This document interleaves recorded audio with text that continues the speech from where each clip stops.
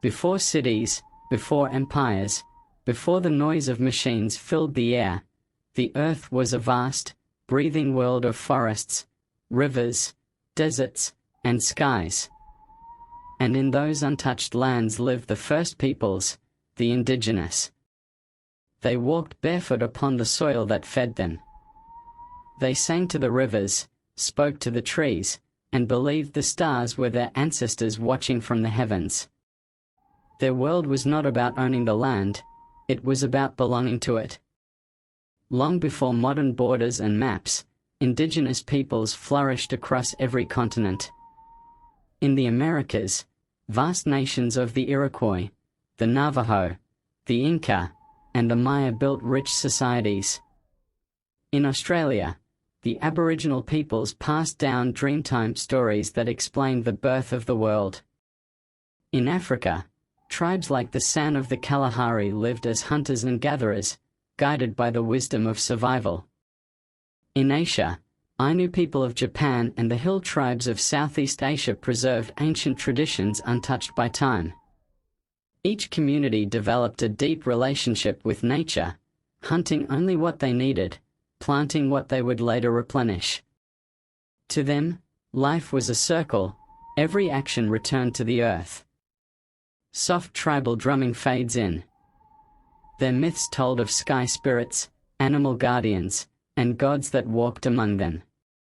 But above all, they believed that humanity was only one thread in the web of life, not the master of it.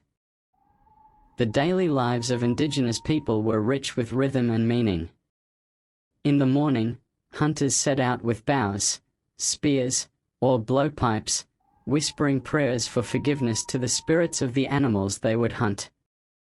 Women gathered roots, fruits, and herbs, knowledge passed down from mothers to daughters for generations. Children learned by watching, not through books, but through the stories of elders. At night, under the flickering firelight, the elders spoke. Stories of creation. Stories of courage. Stories of balance, of how greed and disrespect for nature could destroy the harmony of the world. The indigenous world was not silent. It sang, with drums, flutes, chants, and dances that echoed through the forest and across the plains.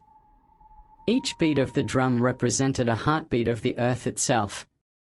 Their homes, whether teepees, longhouses, mud huts, or bark shelters, were built in harmony with the land. No tree was cut without reason. No river polluted. Because they believed, what you do to the earth, you do to yourself. To the indigenous people, the world was alive. Mountains had spirits. Winds carried messages.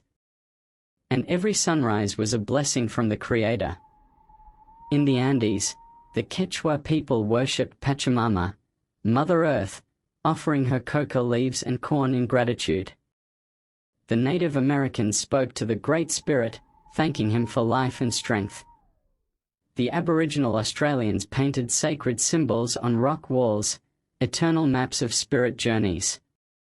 Their spirituality was not confined to temples, the world itself was a temple.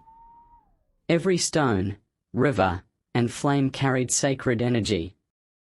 Rituals marked every season. The planting festivals, rain dances, and ceremonies of renewal, all meant to keep the balance between human and nature. But that balance was about to be broken. Then came the ships. The sails appeared on the horizon, white, ghostly, and unstoppable. To the indigenous peoples, these strangers seemed like spirits from another world. At first, there was curiosity. Gifts were exchanged. Smiles were shared. But soon, the truth emerged. The strangers came not to learn, but to conquer. The forests were cut down. The buffalo were slaughtered. Sacred lands were claimed by force. Diseases spread faster than arrows. Entire tribes vanished. Ancient languages were silenced forever. The colonizers called it progress. But for indigenous peoples, it was the beginning of centuries of pain. Soft lament music plays. Children were taken to schools where their native tongues were forbidden. They were told their gods were false, their songs sinful, their way of life primitive. But even through tears and blood, the spirit of the people endured.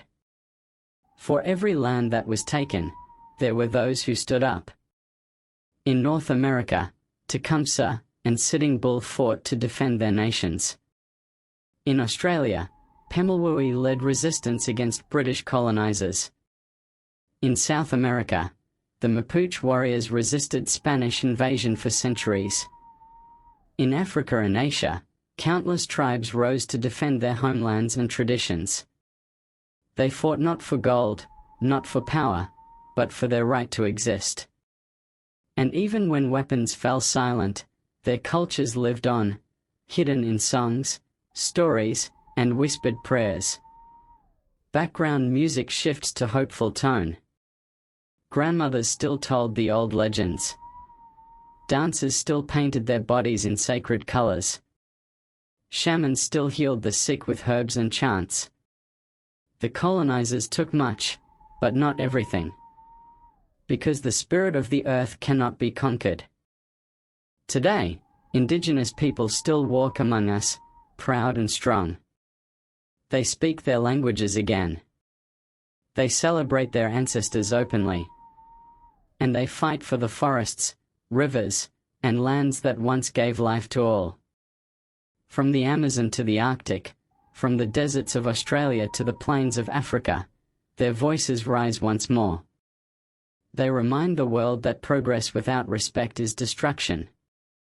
That the land is not a resource, it's a relative. That the earth is alive, and we must protect her. Listen closely, and you can still hear their voices. In the rustle of leaves. In the whisper of wind.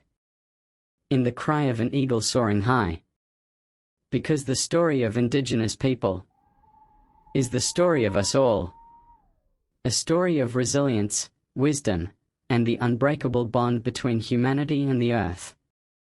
May we never forget the voices of the first peoples. May we listen, learn, and walk with respect upon this shared earth.